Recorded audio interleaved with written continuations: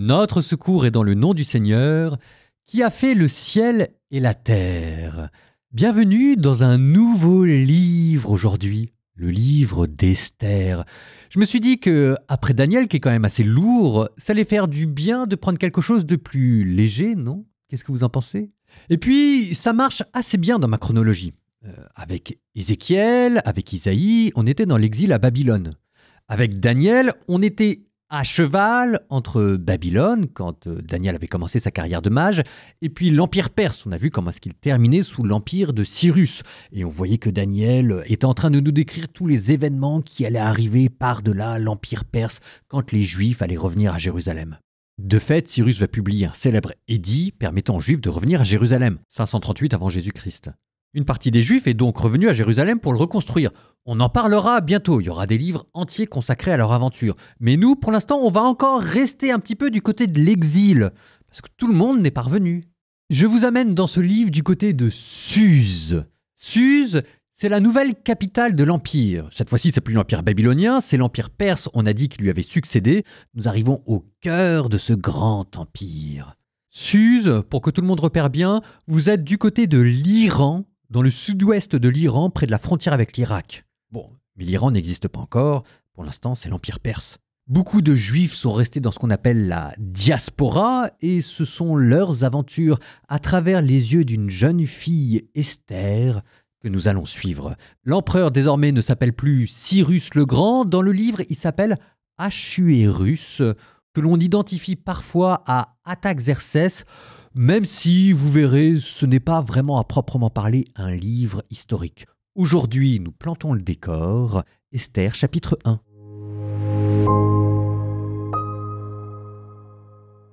C'était au temps d'Assuérus. Cet Assuérus qui régnait sur 127 provinces, depuis l'Inde jusqu'à l'Éthiopie.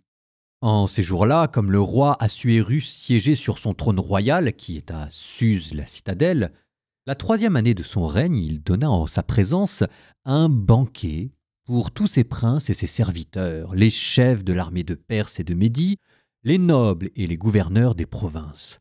Il voulait leur montrer la richesse de sa gloire royale et la splendeur de sa grande magnificence pendant de longs jours, 180 jours durant. Après cette période, pour toute la population de Suse la citadelle, pour les gens importants comme pour les humbles, le roi donna un banquet de 7 jours dans la cour du jardin du palais royal. Des tentures blanches et violettes étaient attachées par des cordelettes de lin et de pourpre à des anneaux d'argent et de colonnes de marbre fin. Pour le banquet, des lits d'or et d'argent étaient posés sur un pavement de porphyre, de marbre blanc, de nacre et de marbre noir. On servait à boire dans des vases d'or de différentes formes, et le vin du roi était versé avec une libéralité royale. La règle était de boire sans contrainte, car le roi avait ordonné à tous les maîtres d'hôtel de servir selon le bon plaisir de chacun. La reine Vasthi avait également organisé un banquet pour les femmes dans le palais du roi Assuérus.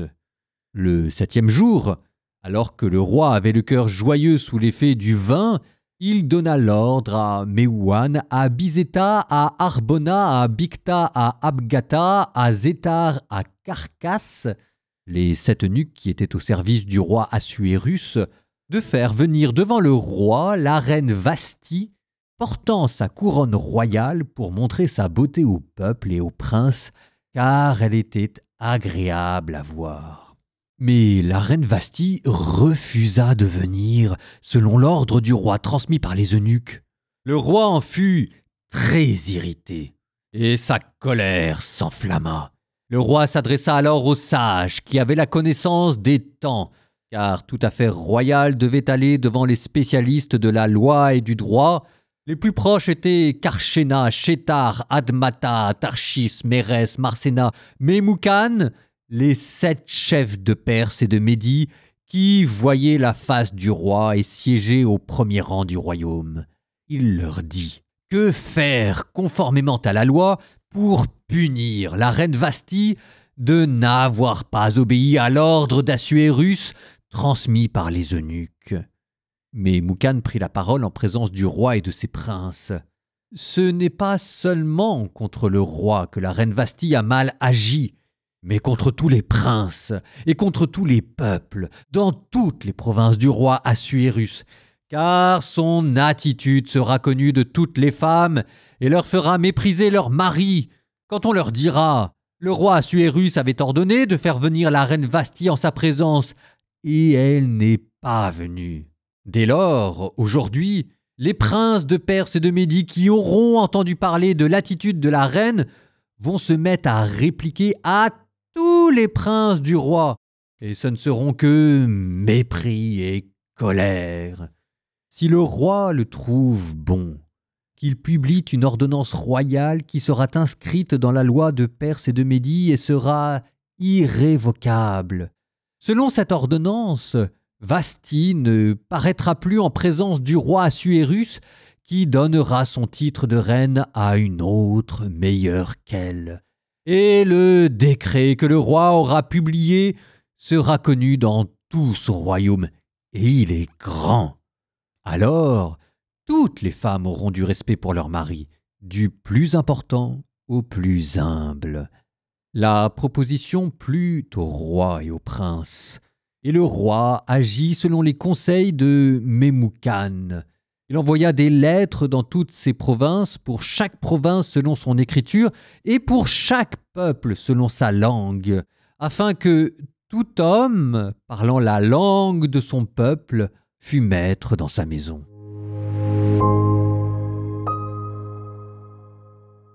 Ah, on voyage, hein? Esther, malgré les apparences, est beaucoup plus subtile qu'il n'y paraît. La manière dont vous le lisez en dira peut-être un peu plus sur vous, la manière dont vous regardez les femmes. Vous allez voir avec mon explication.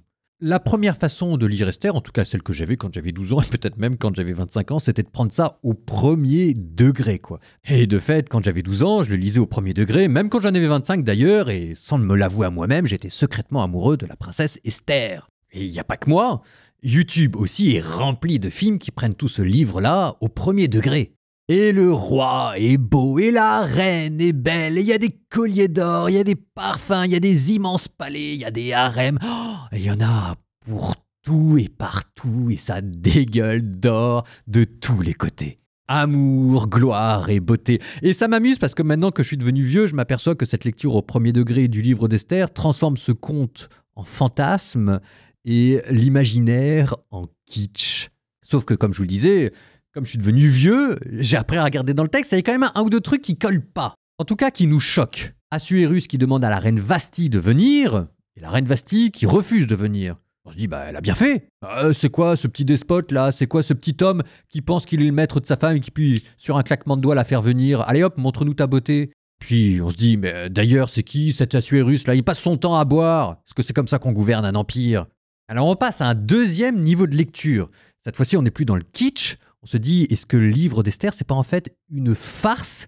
Quelque chose de l'ordre de l'ironie qui se moque de l'Empire perse sans le dire. Et on exagère l'or, les parfums, l'argent, comme pour se moquer encore plus de cette cour impériale. Comment est-ce qu'il faut que ces hommes soient si peu sûrs d'eux que dès qu'une femme refuse de venir, il faille faire un dédit qui couvre l'ensemble de la terre et tout l'appareil d'État qui vient pour défendre le patriarcat? Sauf que, à force de devenir vieux, on trouve que cette nouvelle manière de lire Esther s'avère aussi singulièrement courte.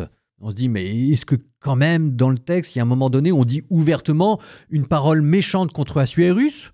On s'aperçoit qu'il n'y a rien d'explicite. Enfin, pour quelqu'un qui passe son temps à boire et à banqueter, moi, il me paraît singulièrement sobre et réfléchi, lui dont le premier mouvement de colère n'est pas de renvoyer tout de suite Vasti, mais de s'enquérir auprès des eunuques de ce qu'il faudrait faire.